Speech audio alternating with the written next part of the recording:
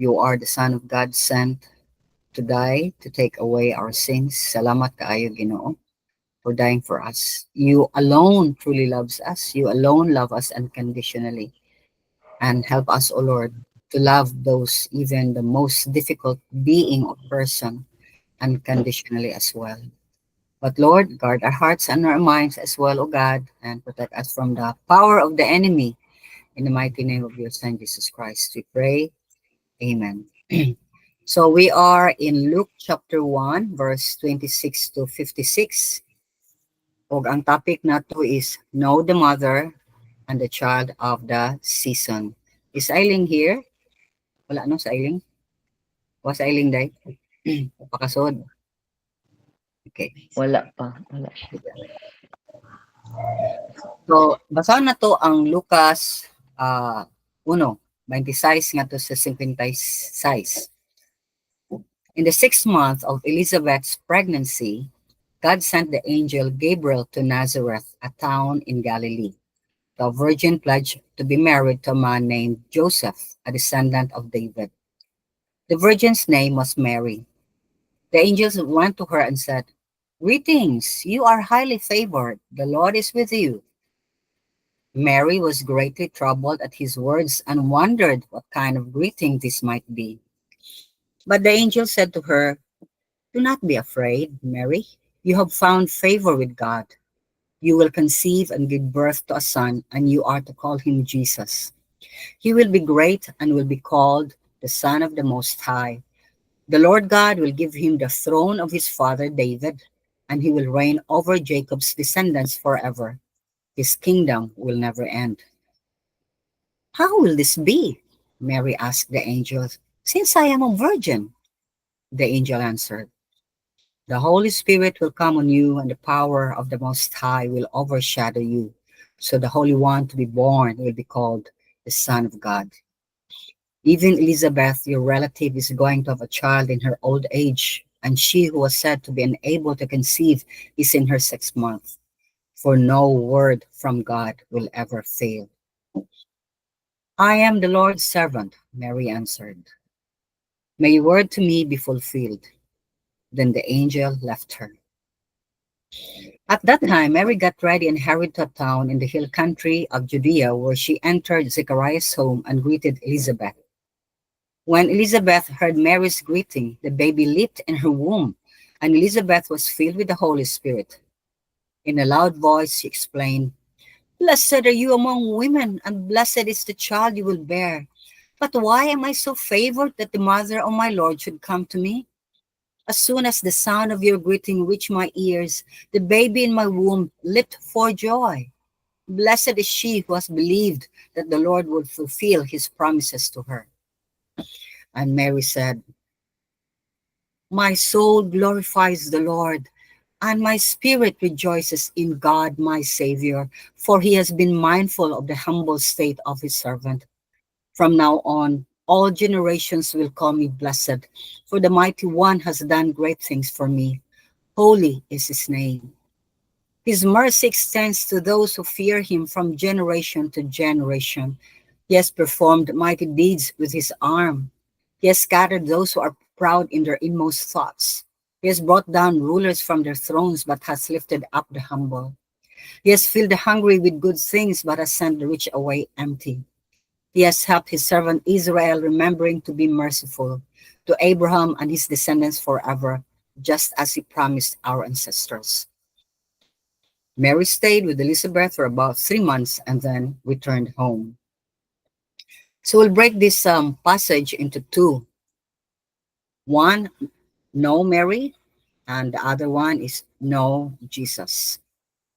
So to know Mary, let us examine the whole passages. And if you have Bibles there, you can really go there. And although I made already a summary of all these things, because we can see to know Mary is that in verse 27, he is or she was a virgin, pledged to be married to Joseph.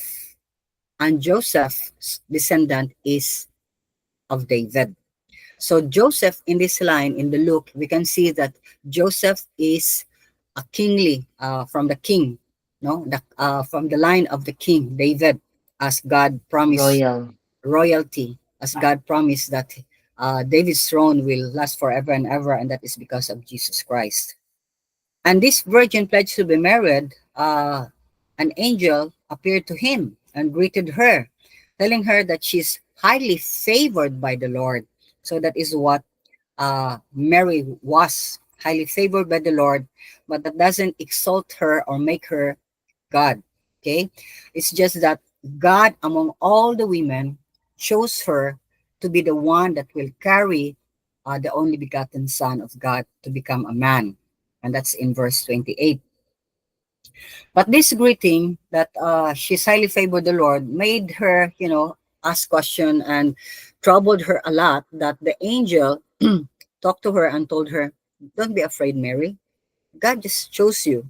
Okay, not because of your good deeds or whatever, but God sees the heart of Mary. Okay, that she's really a humble person, and we can see that in her song later on that she really loves the Lord because her heart is full of the Word of God.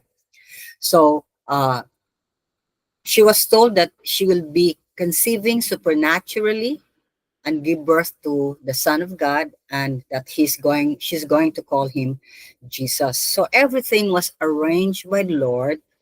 So it was something very special, and nobody conceived supernaturally except Mary, and there were some other two which I will talk on later on.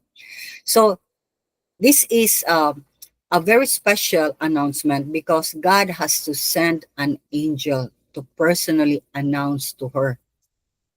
And the other two that supernaturally also bore a child was the wife of Sarah. She was very old, but the line of Sarah was the lineage of Jesus Christ as well. He is the great, great, great, great, great grandfather in the person of Jesus Christ as a human being. And Elizabeth also a relative of Mary, and that we know that God chose her also because they were righteous people. Okay, they believe in God. The husband of Elizabeth was Zechariah, and he served as a high priest. And this relative is going to bear John the Baptist, who will declare and proclaim ahead of Jesus Christ that the King is coming, and therefore people need to repent. And their way of showing repentance is by baptism, and that's what we also follow. When a person repents of his sin or her sin, afterwards she need to be baptized, immersed in the water, signifying that her old self or his old self is dead already when he is immersed in the water, and when he comes back out of the water, that shows that he is a new creation and he is filled with the Holy Spirit already. So as we learn in verse 29, Mary was afraid but trusted God, and she was willing to be an instrument to do God's will in her life.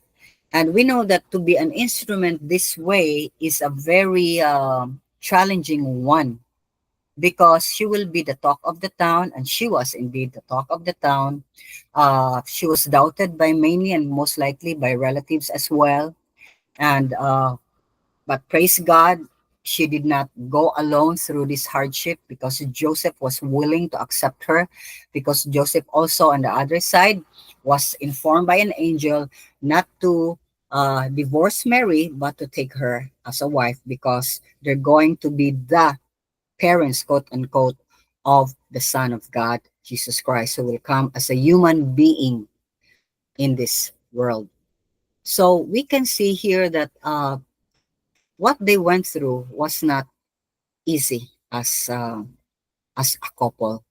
One was Mary was for sure badly persecuted, thought of as a wayward wife, and Joseph to be a crazy husband to take somebody who got pregnant from another man, another man's baby.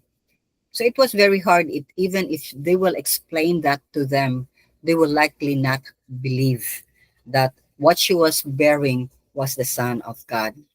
That's why we see here that when we do God's will in our life, it's not uh, it's not an easy path. Okay, it's not something that a human. person, or we would like to jump and follow and obey, because we know that a lot of people will never understand. But if we know who our master is, if we know and if we trust in God alone as our master, savior, and the God who really created us and to whom we give account at the end of this life, then we will unwillingly, cheerfully follow him, because we know that the plan of God for us is not to destroy us but to give us a hope and a future, as we as Jesus said, or God said that in the book of Jeremiah 29, chapter 29, I think verse 11. So this is a very significant thing that Mary really, obeyed and followed the Lord. But at the same time, if you look at it, I just be ahead of this. Mary went through a very difficult life, and yet along the way, she forgot who Jesus Christ is. She tend to be really a human mother, but not to the extent to be there to really do something to defend for her child when he was badly accused uh, in a, and was taken in a kangaroo court, and at the same time crucified at the cross. So we can see here the humanity of Mary. She's just like us.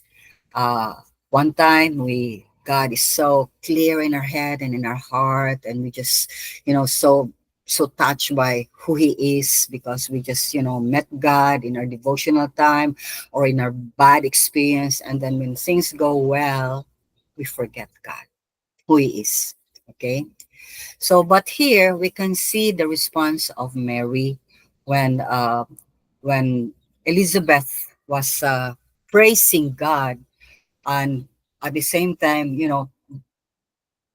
tapping her back and said, "You did well, relative, because you really followed the Lord in spite of this difficult, life journey that you're going to go through for this child to be in your womb." Okay, so her response was, yeah, she did not really claim that victory, but she was just so touched and moved that God chose her, that she made or gave praise to God. And in Latin, actually, in verses 46 to 56, is called as Magnificat, which is literally glorifies God. Okay, so actually, what can we learn from Mary's song? We can see in the Song of Mary, okay, that her heart is filled with scripture. A Bible study tool says her words allude to passages found in Psalm 22, Psalm 44, Psalm 103, and many others. Mary was like Hannah in Samuel, who praised God for her pregnancy. So Hannah was not pregnant for many, many years, and she constantly asked the Lord until God grant her that. And Hannah gave praise to God and even gave up her son Samuel. At the age of 3, she sent Samuel to the temple to be to become a priest.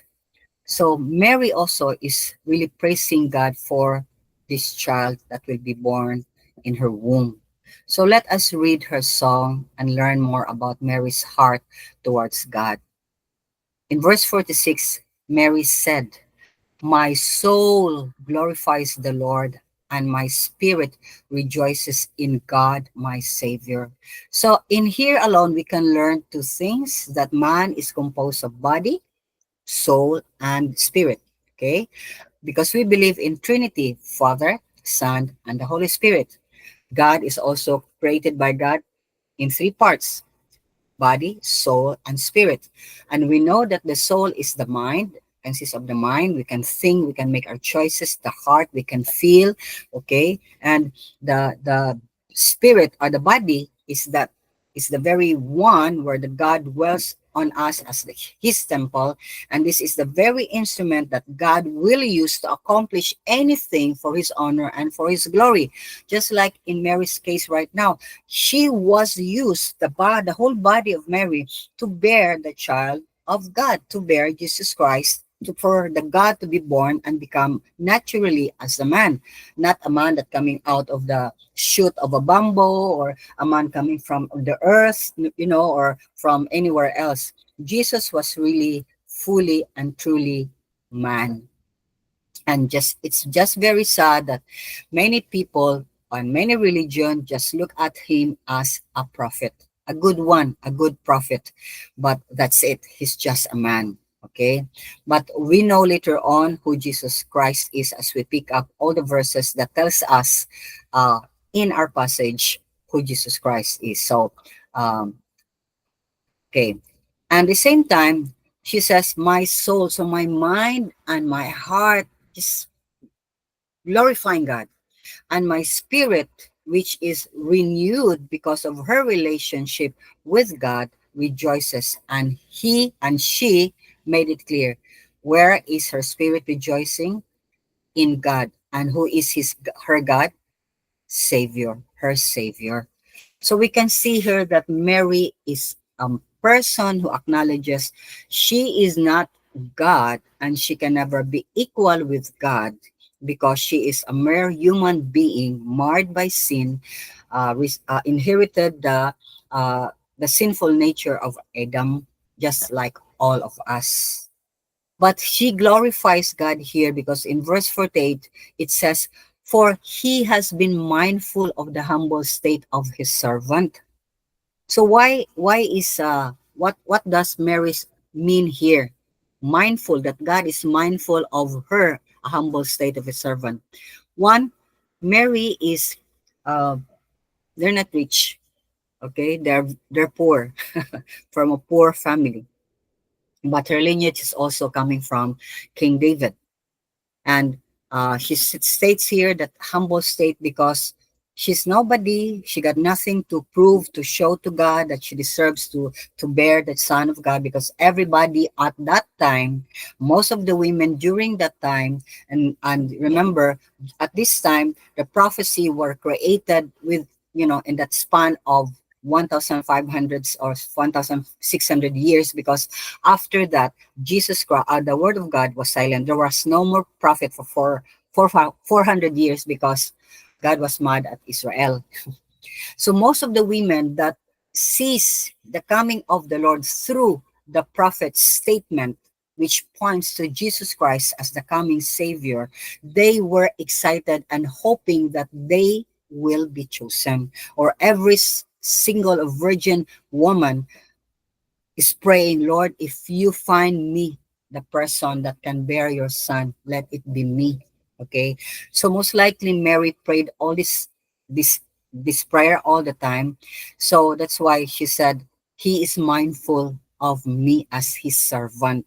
So we can see here again that Mary sees us not equal with the one she conceives, but she's equal. She's nobody but a servant of the Most High God. And her, she says that all generations will call me blessed. And again, the word blessed is not anything that refers if you're blessed, you are become God or you are become a deity. No, blessedness means you are happy. She's so happy that even if of the persecutions and the talk of the town, she's happy to have the child in her womb. Okay, so that's what Mary is.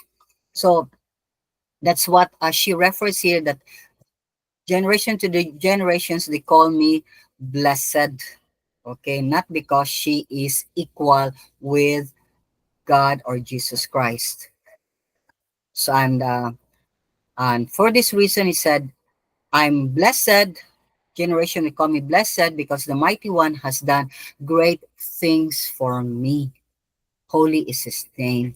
So he really acknowledges that God is the great one doing that thing for her. Okay. So um, let's go to 56, 50. Then he says here, uh, He actually just, made a statement who God is and what he has been doing, that God is merciful to those who fear him, that God is the one who can perform mighty deeds with his arm, and anything he wants to do, he can do it. Verse 51, that it is God who scatters the proud, people who are proud in their innermost thoughts. So God sees what's in our hearts and in our minds. We may be smiling, saying nice things to a person, acknowledging them for this and that, but actually we can really be so superfluous and so be very what you call this, hypocrite, to say, oh, you're so beautiful, so good, but inside we can say, oh, I'm more beautiful than you, things like that. So she acknowledges that it's God who lifts people up to become rulers, and at the same time is the one who can bring them down. That's why we can always ask the Lord for our country, for our leaders, that Lord, if they're not going to be humble enough to rule our country, but instead fatten themselves up with the money of the country and leaving us poorer than before, that we can pray for God to, Lord, bring them down and raise up those who can really grant us a better life, because we need to pray for our leaders, people of God. So Mary knows that, and she knows also that it is God who can fill the hungry with good things, and he can send the rich empty, because it's God who can give us and who can take things away. He can even give us life. What more? Take away our life. And she acknowledges that it's God alone who can help his servant Israel. That God is really merciful to Israel, to Abraham and his descendants forever, and that is Israel. Because God made a promise to Abraham that he will be a blessing to many nations, and that he will bless him and his descendants forever. So Mary knows his standing as a person. Mary knows her position before the Lord, that she is righteous not because of the good things she has done, but because of what God has done for her. Just same with us. We need to constantly acknowledge that God is the God who pulled us out from that miry clay, from dirt, from trash, okay, and took us out from there and made us whole, complete, clean, righteous, justified before the Father. Okay, so in short, Mary is a person who loves the Lord, believes in God, and anticipates the coming of the Savior of the world. She was grateful to God for choosing her as his instrument. Now we go to part two. Let's know Jesus Christ. We know we believe that Jesus is the second person in the Trinity, but that doesn't mean he is lesser than God the Father, and the Holy Spirit is lesser because he's the third in the Trinity. No, it's just that we make that arrangement because God is actually one, but there are three persons in one God. So this Jesus came into the world as a human being for what purpose? To pay for all our sins, to pay for the penalty of our sins. We are penalized by dying. And after dying physically, because we are dead spiritually, we are going to hell. That's the greatest penalty, the ultimum, the end goal of the penalty for our sins. But Jesus Christ paid it all for us. No questions asked. He did not ask us to do one good thing for him to grant us the gift of salvation. He just came down 2,000 years ago and died for you and me. He just came and, uh, you know, showing how much he loves us. He just came because his love is so big, so much, so deep, so high, so wide, that he just cannot uh, afford not to do anything to save mankind from our sin. God wants us to be back in paradise, in his kingdom. God wants to bless us. God wants to restore us in that first condition when Adam and Eve were sinless at the time. They were in great harmony. They were in unity. They were like one big family. So Jesus Christ is the person who paid it all. So he is the finality of the Father's redemptive plan for man's salvation. Siya ang final. There's no more mga people that will do this and do that to pay for their sins. No, Jesus Christ already paid. The Father sent Jesus Christ. The Holy Spirit is the one empowering us to live a holy life, to follow the word of God. So, in short, he's the reason why we are celebrating Christmas. He's the very reason why we call it Christmas. Okay, so he is the Christ for everyone. Mass means people. So he came as a person, supernaturally, a virgin birth. He's the most important person we need to know and understand for his coming here on earth for the first time.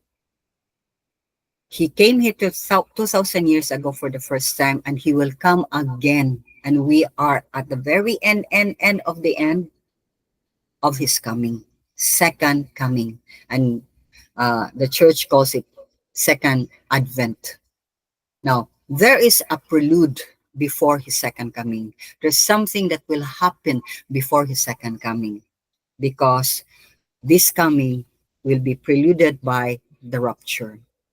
This is God calling back his spiritual ambassadors. We are God's ambassadors the moment we receive Jesus Christ, because we are here to proclaim, to tell people that there is hope, there is life, there is forgiveness, there's a second chances, third chances in the Lord, in Jesus Christ, and that the only way for salvation is through him.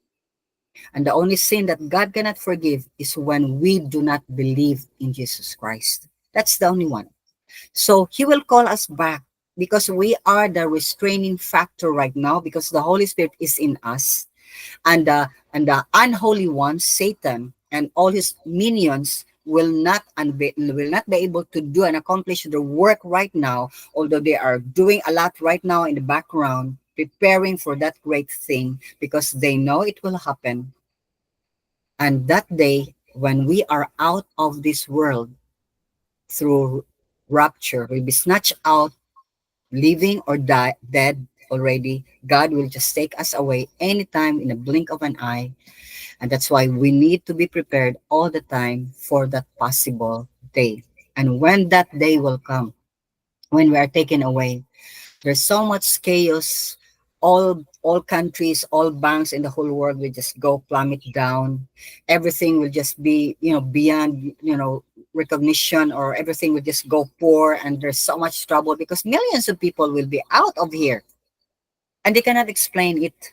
The whole world cannot explain it. Then that will be the very thing that the Antichrist will come as the wise man that will solve the problem of the world, only to be duped in believing that he is the way out of their poverty.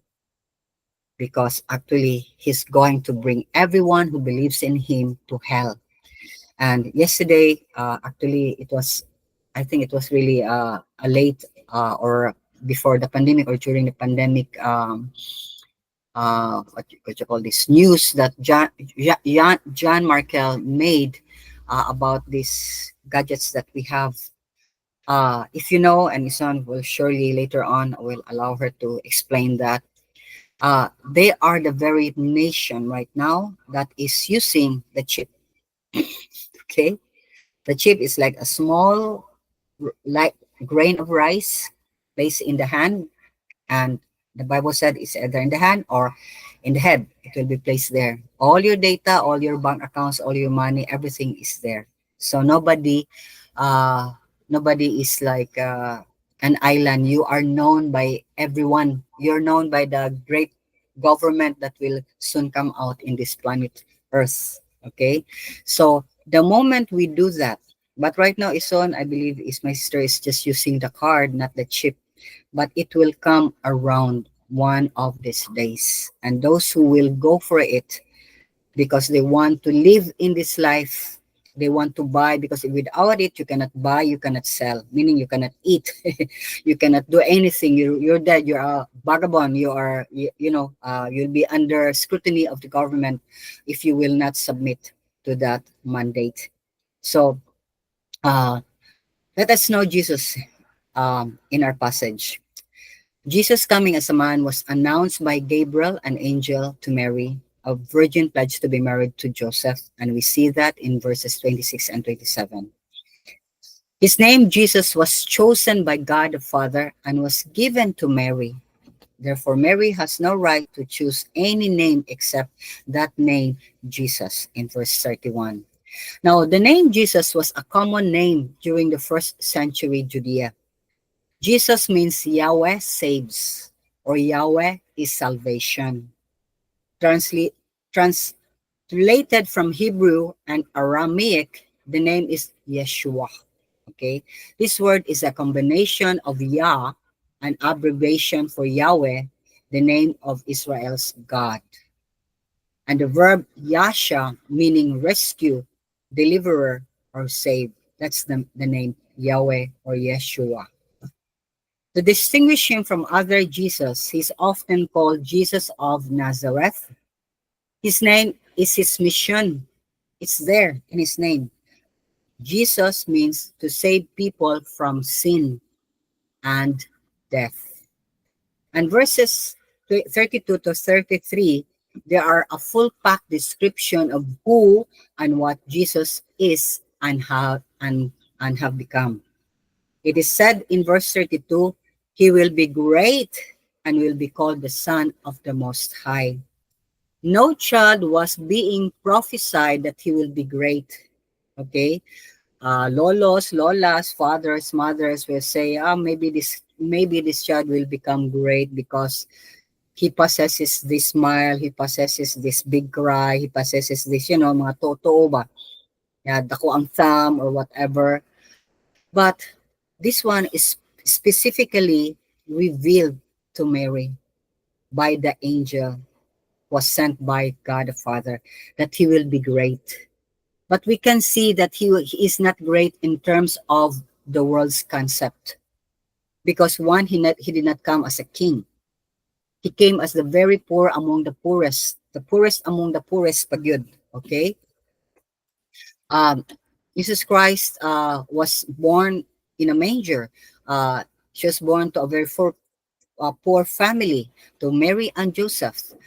Joseph was just a carpenter, and he grew up without any education, and yet he's great. Why? Because of the words that he speak, the words that he delivered, his knowledge about heaven, earth, man, sin and everything else, and of course the miracles he did, and nobody was in comparison with all those miracles that Jesus Christ performed. So that's why he is great and called the Son of the Most High. So it was given already to Mary. And it was said also that the Lord will give him, in verse 32, the throne of his father David, and he will reign over Jacob's descendants forever. His kingdom will never end. Now, I got from Barnes' commentary, why did the angel inform Mary that he will be given the throne of his father David, meaning he will be king there in Israel? No. So let's go back to the promises of God. David is called his father because Jesus was lineally descended from him. And we can see that in Matthew 1:1. Let's not go there anymore. But it says the promise was to David that there should not fail a man to sit on his throne, or that his throne should be perpetual. It was promised to David in 1 Kings chapter 2 verse 4, 1 Kings chapter 8 verse 25, 1 Kings 9 verse 5, 2 Chronicles 6:16.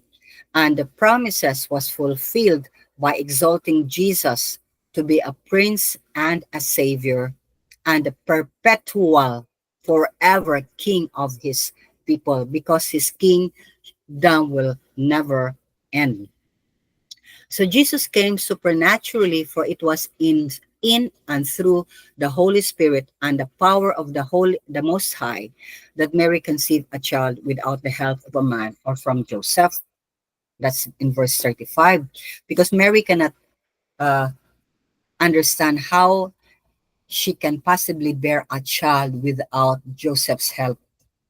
So the angel was telling her, it's by the power of the Most High. He will just overshadow. The Holy Spirit will be working, and the power of the Most High will overshadow you. So you can imagine that, somebody standing and the Holy Spirit just descended upon her, and she bore that child. Now we can see here that God is very, He loves life. That's why anybody who does not love life is of the evil one. And we can see that right now. Kaning mga anti-Semitics ba? Kaning bang anti-Semitics pa against sila sa mga Hudiyo. And of course, when they're against Hudiyo, they will also against us who believe in Jesus Christ. Okay? Kaya nga naman, ang ilang mga anak, do you know that their children, ilang gianak na sila, ganahan sila daghan ng mga anak. They want to have plenty children. Nya ilan na nang indoctrinate baby pa na gipakyatian, they are showing already picture of Israel, and that they should firearm, and that you grow up handling already as a baby, handling already a gun, and how to kill the enemy. And for them, if their child will die killing a Jew, for them, they're successful. But the Israelites and we who are still in a good state of mind, we don't bear children in order for them to become terrorists, or for them to kill another person, or for them to be killed because they're killing somebody. That's a very clear comparison of people who loves God and people who are in God, and those who do not know God and who do not like Jesus Christ. They despise any other being. They only love themselves. To the extreme, the other extreme is, I love myself as long as I don't die, but you die. Okay, that's his extreme. But the most radical one right now is progressing, and it's getting plenty. Many of them wants to kill to gain supposedly what price in heaven, not knowing they will get that price in hell. Okay, so that is God. He developed that small seed, okay, supernaturally there, planted it there in the womb of Mary.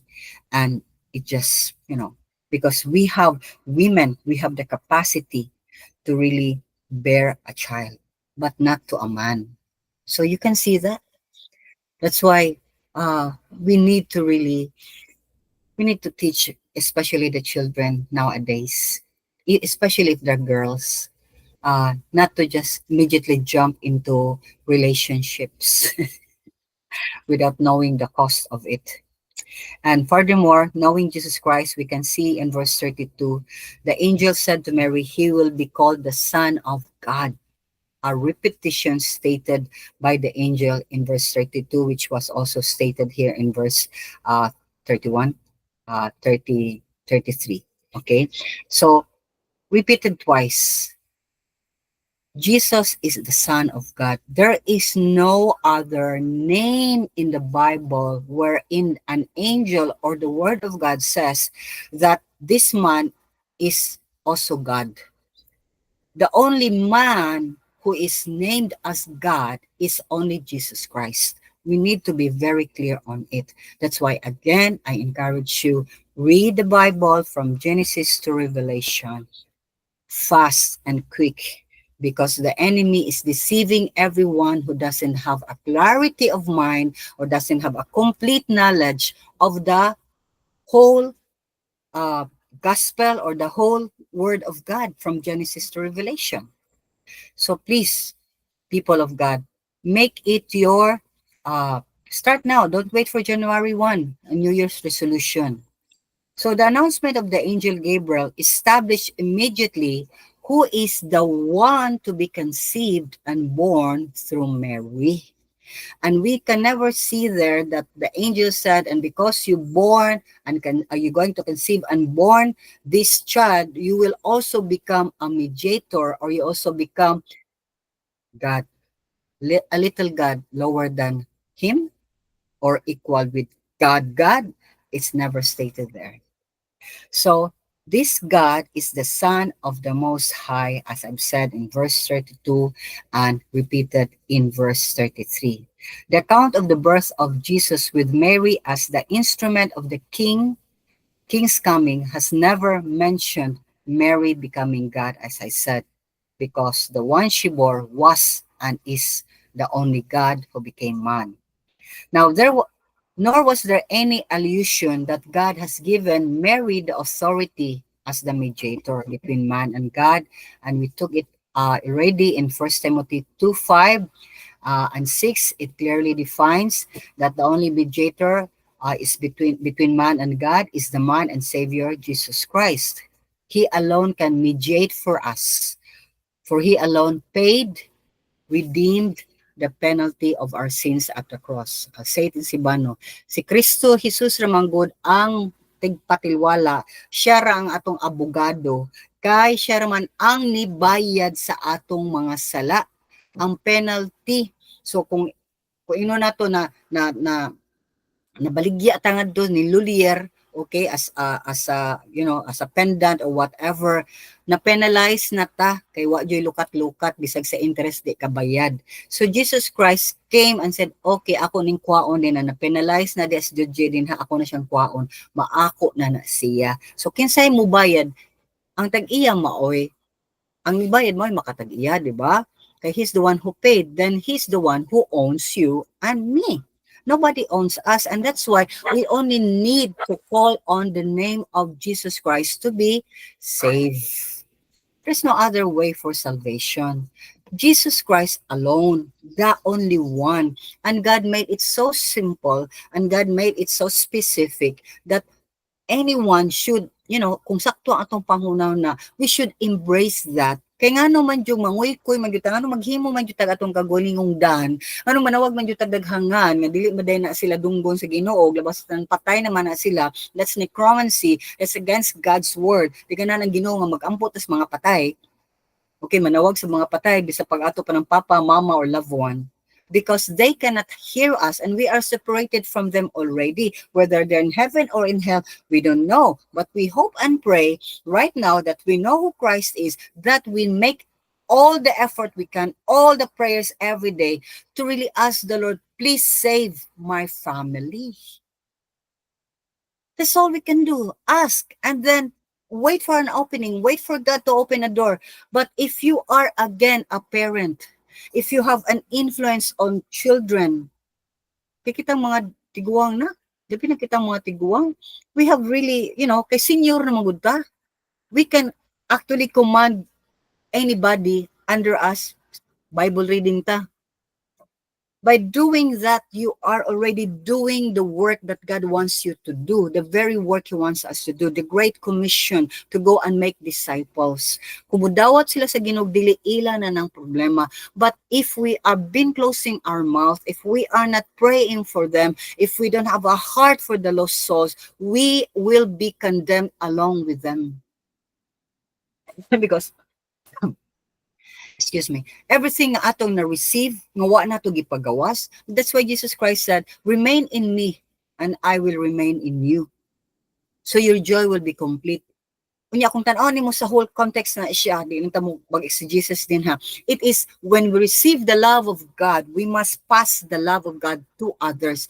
And to love others is to tell them there is hope, there is Christ, there is forgiveness of sins, and there is heaven, and there is hell, and there is God, and there is Satan. Choose kinsa imong silbihan. We need this authority, this age nga niabot ta. Paninglan ta sa Ginoo anak Mumbinaw sila dili sa una gani when we're still very small, di ba? Clang clang, there was, di ba? Ang kampana 6 o'clock, clang clang clang, everybody goes in the house. Kaya nga naman, Angelos. It's not done anymore. mas may patong sa una, at least doon na pa idea, even if, kenda dili pa kay insakto, at least doon ta idea nga there's God and we need to give time as a family. The angel of the Lord karon gani nga lang na sa mga Robinson, mga SM, ya murag dili na magay gani gi-practice din gay ko kadungog gawas kung religious kay na ang person in charge there. But if we are not there, clang clang clang at 6 o'clock, and everybody's already on their knees and before the altar, and you who are late, you will get kick, bang, or lucy, di ba? So how come those practices we cannot apply? No, not I mean nga Lucy, or getting hurting others just to for them to listen the Bible. We can tell them just come, just listen, 5 to 50 minutes, 50 minutes maximum. Just read one portion or a certain topic. We need to do that, people of God, because the millennials, the Z generation, and kisa pa ni silang mga generation karon, lisod na kaya na sila. Ang ilang mind jud is, and we know that every person I talk to, my teacher, whoever the parents, we know sila, lisod na kaya i-reach ang mga bata. But they are giving away their cell phones. They are buying them cell phones. They are not monitoring what they're watching in their cell phones. They are not even monitoring where their children are. And even the teachers. So mga katawan sa Ginoo, kung wakay anak, ako, amo ko'y anak, by reach out children. I'm single, but I'm reaching out many children. What more if you are in the position to really reach out those children under you? So we need to understand that. So in closing, I would say, I hope this study will make us understand that Mary was a mere instrument. An instrument will never receive praise. Instrument man na. Rather, it is the one using the instrument that deserves the praise. In this case, it is God the Father through Jesus Christ, His Son. For when we praise the Father, we praise God the Son. When we praise God the Son, we praise the Father. And we can see that contention, the argument that Jesus Christ did with the Pharisees, with the lawyers of the law, or those who really know the law or the Bible supposedly, and those who are very religious people, that at the end they were very angry with Jesus Christ said, "You are of your father, the devil, because if you know me, you would know my Father. And if you know my Father, you would know me. But the fact that you don't know me because you have a different father." So ko sila. Okay? So mo na nga, we need to really be clear in our minds now as we have made a study, knowing who Mary is and who Jesus Christ is. Therefore, our focus should be to Jesus Christ, acknowledging that He's the one sent by the Father to save us, and acknowledging the moment we receive Jesus Christ in our lives in full repentance, then the Holy Spirit will be the great counselor, the great abogado, the great teacher, the great coach that will always guide us along the way, teaching us how to understand the Bible and be able also to talk about the Bible. So let us pray. Father, Lord, your word is just amazing. Even one verse, oh God, it can be an hour of exegesis, Lord, if you want us to. There's just so much, Lord, to learn, to know. But you want us to understand who you are, who your son is, and who Mary is. My prayer is that, Lord, we will be single-minded in our worship. We will understand now and know to whom and through whom we call to reach you, Father. And that we may know that there's only one true God who came down from heaven to earth and rose back again to heaven, and that is your Son. That everything in the Bible is about your Son. Everything is about His coming, what He's going to do, what He's going to accomplish, and what He's going to do when He comes back again. Lord, you have laid down everything.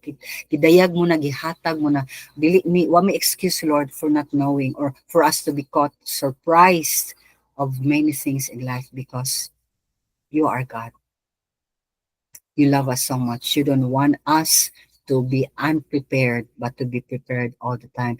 You don't want to surprise us. You want us to be knowledgeable and making the right choices in life always. Because Camila, Lord, we alone as human beings, imong gihatagan, you gave us that special gift of knowledge, understanding, and the gift to choose to serve you or not, to worship you or not. So, Father, I ask you, please continue, Lord, to work in our hearts and in our minds and use us, O Lord, to proclaim the gospel to others, especially the children nowadays. They need so much help. And we entrust everything to you for your honor and for your glory. In Jesus' name.